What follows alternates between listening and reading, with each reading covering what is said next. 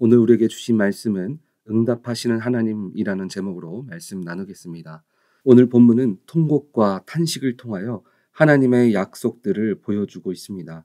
15절을 보면 여호와께서 이와 같이 말씀하시니라 라마에서 슬퍼하며 통곡하는 소리가 들리니 라헬이 그 자식 때문에 애곡하는 것이라 그가 자식이 없어져서 위로받기를 거절하는도다.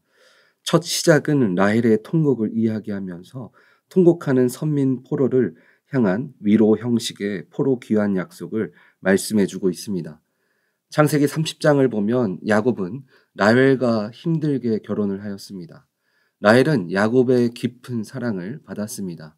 하지만 그녀가 통곡할 수밖에 없었던 이유는 야곱은 분명 자신을 사랑하지만 자신보다 먼저 사랑이 없이 야곱과 결혼한 자신의 언니인 레아가 야곱을 통해 아들이 있었기 때문입니다. 고대에는 자녀를 낳는 것은 여인들의 행복이자 남편에게는 최대의 선물로서 하나님이 베푸신 축복으로 여겼습니다.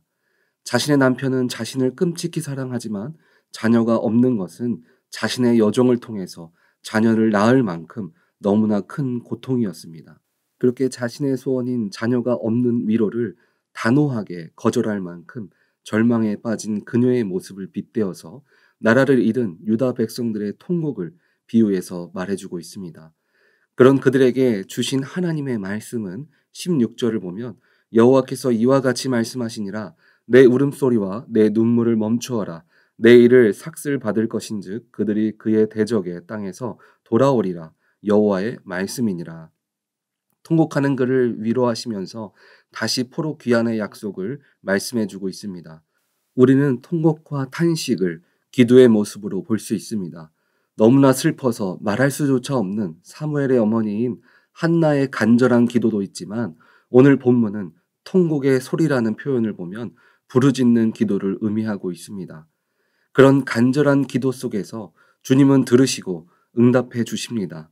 애절한 기도의 응답을 내 일의 삭스로 표현하고 있습니다. 그리고 두 번째 탄식은 에브라임의 탄식입니다. 18절에 에브라임이 스스로 탄식함을 내가 분명히 들었노니 주께서 나를 징벌하심에 멍에에 익숙하지 못한 송아지 같은 내가 징벌을 받았나이다. 주는 나의 하나님 여호와이시니 나를 이끌어 돌이키소서 그리하시면 내가 돌아오겠나이다. 첫 번째는 위로하는 형식으로 포로 귀환의 약속이었다면 두 번째는 에브라임으로 대표되는 선민의 회개를 다루면서 회개에 대한 하나님의 반응을 보여주고 있습니다. 이전에는 나의 잘못이 무엇인지 모르고 있었지만 내가 주님 앞에 간절히 기도를 하고 났더니 현재 나의 모습이 주님 앞에서 어떤 모습이었는지 깨달아지게 된 것입니다. 그로 인해 나의 연약함을 주님 앞에 고백함으로 다시 주님께 정결함으로 나아가게 되는 것입니다. 19절에 내가 돌이킨 후에 뉘우쳤고 내가 교훈을 받은 후에 내 볼기를 쳤사오니 이는 어렸을 때의 치욕을 짐으로 부끄럽고 욕됨이니이다 하도다. 주님은 늦게라도 깨닫고 주님께 돌아오는 자에게 회복을 주시는 분이십니다.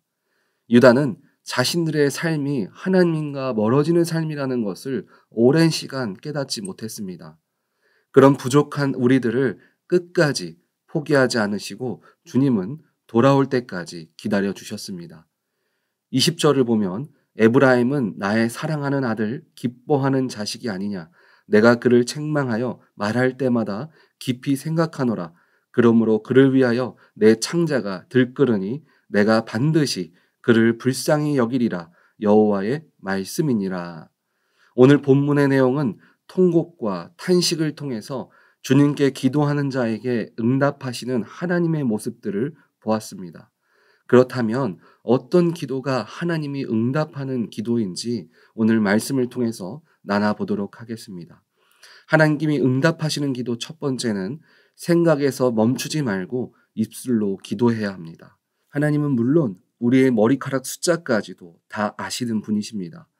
그래서 우리가 말하지 않아도 우리의 필요가 무엇인지 다 알고 계십니다. 그래서 어떤 사람은 주님이 다 아시는데 하면서 기도의 시간을 갖지 않는 사람들도 있습니다.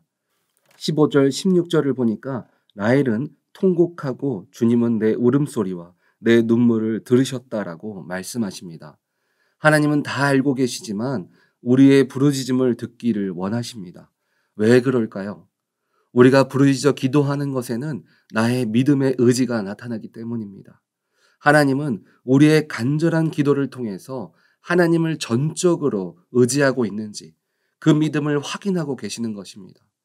그래서 우리에게 마태복음 7장을 통해서 우리에게 구하며 두드리며 찾으라고 말씀하고 계시는 것입니다. 주님이 우리를 향하여 일하심을 믿으십니까? 그렇다면 우리를 통하여 행하시며 일하시는 주님의 이름으로 간절히 구하시기 바랍니다. 그러면 주님이 들으시고 응답하십니다. 두 번째는 기도를 정립해야 합니다. 16절을 보니까 라헬 통곡에 주님이 하신 말씀은 내 일에 삭슬 받을 것이라 라고 말씀해 주고 계십니다. 기도는 쌓아나가야 합니다. 우리의 기도가 주님께 상달되어질 때까지 기도의 시간을 정립해 나가야 합니다. 세상도 우리가 원하는 물건을 얻기 위해서 그 값에 맞는 돈이나 대가를 지불합니다. 출애굽기 17장을 보면 하나님께서 아말렉 전투를 이스라엘 백성들이 치르고 있을 때 모세와 아론과 훌은 산 언덕에 올라갔습니다. 그리고 그 전쟁의 승패가 모세의 손이 올라가면 이기고 내려가면 지는 그런 상황을 주님은 만드셨습니다. 하나님은 우리의 인생의 소원을 향한 기도를 통해서 많은 것들을 원하시는 것이 아닙니다. 그저 얼마나 주님 앞에 나아오는가, 나의 모든 문제는 주님께 맡기고 있는가, 이런 주님을 향한 우리의 마음을 두드린 만큼, 구하는 만큼, 열고자 노력한 만큼 주님은 그 분량에 맞춰 주님의 때와 일들이 열어지는 것입니다. 그리고 우리가 주님이 허락하신 것들을 주님 안에서 기도를 통하여 믿음이 쌓여서 감당할 수 있을 때, 그때 주님이 우리의 기도를 응답해 주시는 것입니다. 세 번째는 주신 마음을 지켜 행해야 합니다. 20절을 보면 반드시 그를 불쌍히 여기신다라고 말씀하고 있습니다. 이 말은 우리가 기도를 하다 보면 기도의 시간은 늘어나는데 아무 일도 일어나지 않을 때가 있습니다.